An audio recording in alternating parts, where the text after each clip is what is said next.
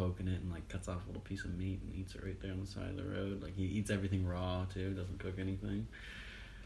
Wow. Yeah, I wonder if he's got like an immune system of fucking bulletproof. Goddamn.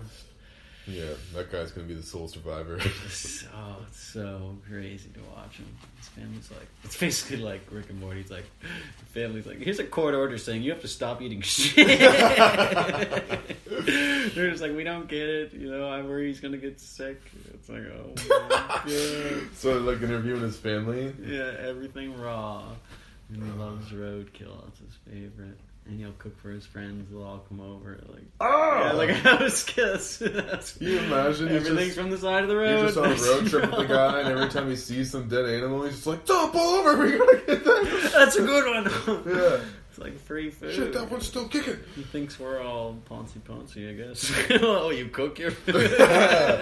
Oh, you bought it from the store? Oh my god, what are you, rich? Yeah. What are you, Rich? Yeah. Man, that brings to mind some. That'd be a good character to lean on if you ever need to make an animated series or something. Yeah, exactly. Remember that roadkill guy? Yeah. Yeah, it's pretty amazing. Pretty amazing. And that Age Gap Love show, have you seen that? Age Gap Love show? Yeah, Age Gap Love. It's not supposed to be funny. It's just people with large age gaps in between them. You know, like 18-year-old with a 60-year-old man, or whatever. Like all sorts of weird stuff, man. That just makes it makes my stomach churn. It's true love. They advertise it's like they found love, you know, despite the age gap. No way, Jose. But it is so funny. It's not supposed to be a funny show. I watch it. It's funny. It's a comedy to me. Of course. Well, what goes on? Oh my god. They just interview them talking about how they met and stuff like that. I'm trying to think of some of the examples. Oh my god. That must be recommended watching. Yeah, Age Gap Love. It's on Netflix, yeah.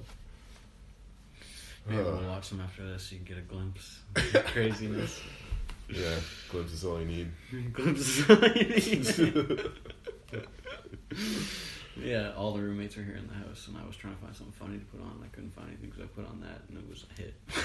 Immediate hit. Yeah. Age Gap Love Show. Oh, that's amazing. Yeah. You know, I almost wonder if you can think it up. It's been done. Then there's probably a person out there who's like, yeah, dude. It's working on it. Oh, I heard about this good new movie, haven't watched it yet, called Do You Trust This Computer? Interesting. Yeah, they interview Elon Musk, and he's in there saying, like, you know, computers are going to get way more advanced than we could ever imagine because we're training them to learn. We train them to be as smart as us, if not more intelligent, and train them to learn on top of that. It's like futures now, basically, and these things exist, and we've created basically new life, you know? And then in the trailer for the thing, it was interviewed these two women who look like they're from Florida, larger women, and they're like, do you think a computer could have sentient life? You know, do you think it could be aware? And they were like, she was like, no. And the other one was like, well, if they programmed it to, and then they both start nodding. I was like, what? You just said no. And then she said if they programmed it, and then you started nodding yes. Anyway. That's such a loaded answer, too. Yeah. Like, could you explain programming consciousness for me, please? Yeah, exactly. I don't know how it works, but I feel like it's a bit lengthier of an explanation. Yeah. Well, have you seen that robot that signed up for college and everything? No, man, I'm out of the goddamn loop. About that? No, I'm just watching like Joe Rogan podcasts and. Yeah, no, he's got this. What did I see that on? It was on something I've seen a couple times. Anyway, yeah, there's a computer out. I can't remember her name. She's so many models. She's made after this person's wife, so he made it. Even though I'm pretty sure it's a she, but you know, whatever they're like these days. Anyway, he made it after his wife, and. Yeah, it's registered for university. She has goals and stuff, wants to be a teacher and stuff like that. She's like totally aware, has a conversation, doesn't really get humor and stuff so good yet, but I thought it was Joe Rogan that interviewed her. Yeah, I think it was Joe Rogan. She's got a show on there, Question Everything. Oh, okay, I've seen that. Yeah. I didn't know that thing was fully in college, though. Yeah, I'm pretty sure, yeah. Holy fuck. Yeah, Last I checked in, she just kind of wanted to go. Yeah, I got an update. Oh, man. Yeah. I don't know how to feel about all this stuff. I mean, and I don't think anyone could possibly know how to feel about it if they're being honest, because it could... I feel like it's beyond us. I mean, that's kind of part of the definition of it. Yeah, you know? It's like there's no way to understand what the hell is about to happen. I want to watch that movie, even though it's just going to lead to more questions, obviously, inevitably, because here we are. But I don't know. I think it's going to maybe shed some more light on possibilities. I guess that's why I like the Black Mirror show, because it's like here's some dark possibilities for the future. I mean, you can see how it would go right as well, but I mean, with the computer age, man, it's going to be all sorts of craziness going on that we have no idea, us, the general public. Yeah. Well, here's one thing I think about a lot lately is that we've been living in such a fucking unique and rare, lengthy point of peace and stability in our country, in our culture, and that is not frequently a thing in history. Yeah. And it only seems to last for, you know, a little while, even great empires. And so we're still living in that world. The world that produced the historic narrative that we have is still this world, plus crazy technology. I know. And there's no reason to... there's no reason to be particularly optimistic or pessimistic, because there's no real way of knowing. But, I mean, there's also... Seems like most tragedy that's always on the horizon, you know, to contend with. Yeah, it seems like most of the stories that we see, or movies or whatever, portrayals of the future are usually negative in some way, like Terminator, all the Black Mirror stuff. You know, like here's what could happen, and it seems to be bad most of the time. But I think that's because our morals are fucked, and the way we're going to use it is going to be fucked. I mean, we're going to use them for machines of war. We're going to use them for things to make money rather than to alleviate stress. Yeah, instead of improving our own lives. Yeah, it's going to be used for greed. And that is going to be the demise. It's not like, oh, this technology is a bad thing. It's like, we're fucked up. The way we're going to push it, it's going to be fucked. Well, we could be using it to alleviate everything, all the bad stuff. All we the could hard, be seriously optimizing human life to the craziest degree. Yeah. And some people are working on that. Or we have like a utopian society where things are working out really nice. We know we can do it better. But we all have these excuses. Oh, well, you gotta have a job. You gotta do this. Well, no, if robots were doing that, we wouldn't. If we had that's gotta be secondary. Well, this is one of the problems with... this is a problem with everybody, men and women. But it's something that bothers me about the feminist obsession with a woman's career being the most important aspect of her life. I'm not convinced that a career should be the most important aspect of anybody's life. Yeah, that's a part of your life. You're way more complicated and deep being other than your work, and it's important to have a life work. And if any one man or woman is competent and is gifted, and most people have some sort of fucking niche that they could find to fit into. You know, perhaps the world needs that, and that you should pursue these things.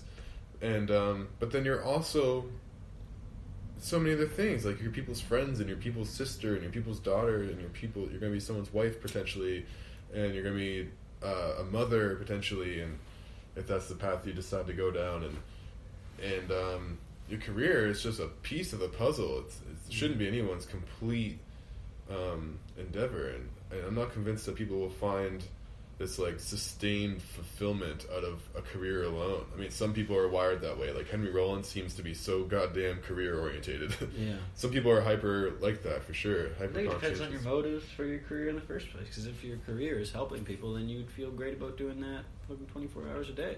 But if you're doing your career for selfish reasons, for the money in the bank, to benefit yourself, like you're gonna feel like shit about it. Yeah, I heard this quote the other day too, and this was by a U.S. president, I think. I can't remember which one, but it was like, if you don't have control over 2/3 of your time, then you're a slave. Doesn't matter what you do. Yeah, and I thought about that too, because I think I saw it somewhere as well. Yeah. And I thought, okay, so you're probably going to be working just your job that much or more.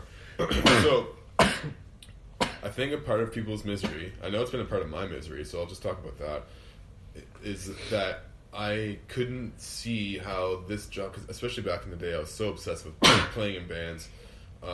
Anything that wasn't immediately like me currently now working on something directly related to the band, I was really shitty at conceptualizing anything else as being useful but work on the band. Even though going to get those hours logged in at a job was going to fund the band. Yeah, so I didn't have that kind of relationship. I was just bitching about the fact that I had to make money the whole time. But it's like the job needs to relate to those higher order values of yours, and all the better if that job can eventually even become directly linked to that. But that's it's still like, again, a piece of a grander puzzle. I think it has to be. I think it has to be linked to it for people like me and you who want to feel fulfilled in life. I mean, I think at a certain point we're going to feel like we're wasting our time if we're not doing it. It's just like we could be getting paid to do this, helping people. We've got the potential for this. Not a lot of people could do it. We should be doing this all the time. And I think that's my latest frustration, because I'm 27 now and I feel like 30's right around the corner. I want to be in full stride, you know what I mean? Yeah. Like, I want to be hitting my targets and my goals and not wasting any time, because you're not going to have much of it. And you get a family, everyone says it, family's going to take up all your time. So I'm like, I need to have shit in place so that I'm not a slave to that and my family. Not that you'd be a slave to your family, but it's just the time dedication alone. Well, you'd have to organize your family in the same way. Yeah. Like, the family would have to actually be part of the dream. Like, be part of... And it would, for sure. And I think that sense of fulfillment is huge. I think that's going to be more important to me than the happiness that I seek, or it might be at the root of some of the happiness, that fulfillment of having a family and being part of the evolution of humankind, not just being a fucking hindrance and a consumer, or just a weight on society. It's like I want to contribute and move things forward the way I'm supposed to, the way I got here. Yeah. Like, you're going to say my whole family went through all this, every last one of them, and then I'm going to stop it? Yeah. I'm going to put an end to that? No more of that. I think everything's going on fine here without us involved. Like, I don't know. Again, I think that's selfish. I think part of having kids is part of the everlasting life of... everybody dies, but you're basically just prolonging the inevitable. In fact, you're giving new life is going to be the cause of more death, inevitably. Yeah. Which is really funny. But it's simultaneously the cause of more life, too. I know. So it's such a great thing to be a part of, that I want to be a part of so bad one day, and I think that sense of fulfillment's going to come along with that. But, like I said, I'm at that age soon where I want to be in full stride, where I don't want to be a slave to anything when that comes along. And I've said that for a long time. I don't want to do music and this simultaneously, because I want to give 110% to the band. And I couldn't do that if I had other things. And then I'd be resentful of probably both things. For sure. Like, fuck, you're taking my time. I want to be with my family. You're taking my time. And then I'd end up hating both. I'm like, I got to focus on this, set myself up so that I don't have to be a slave to anyone. And then I can really supply for the whole family, and I want to really supply for the family and have a big family, you know? Yeah, man, I feel you with that 100%. I think I've heard people older than me say something akin to, like, you're never really an adult until your life stops being about you. You never really grow up. And I've felt that for years anyways, that I don't want it to be about me, and I feel selfish, like a selfish fucking pig if I'm doing that all the time. Better my career, better me this, better me that. It's like, and that's my frustration as of late. Like I told you, I feel guilty because there's people suffering and need help right now. And here I am sitting in my bedroom for weeks, for months, for years, doing my own fucking thing. Not involved, not helping. So selfish. And it's so normal. That's the norm. Everyone's doing it. Talk to anyone, what are they going to talk about? Their problems. Yeah, man, I was actually really impressed. Look at me go, I'm talking about me. When I got back from my trip, I can't deny it. I had these, like, visions of catching up with old friends and then being like, tell me something crazy, or what the fuck happened, or what was it like? And they weren't, they were just so caught up in their own souls. I might have gotten asked, like, twice. How, like, anything, like, I don't know, it's probably anything. Just like, oh, hey, you're back, so listen to this, my boss the other day. I was just like, oh, wow, like, I mean, it's part of my own ego for sure, and I was definitely proud of what I did, and I was excited to come back and tell my story and share it and hear what had happened since I've been gone too. But just like sometimes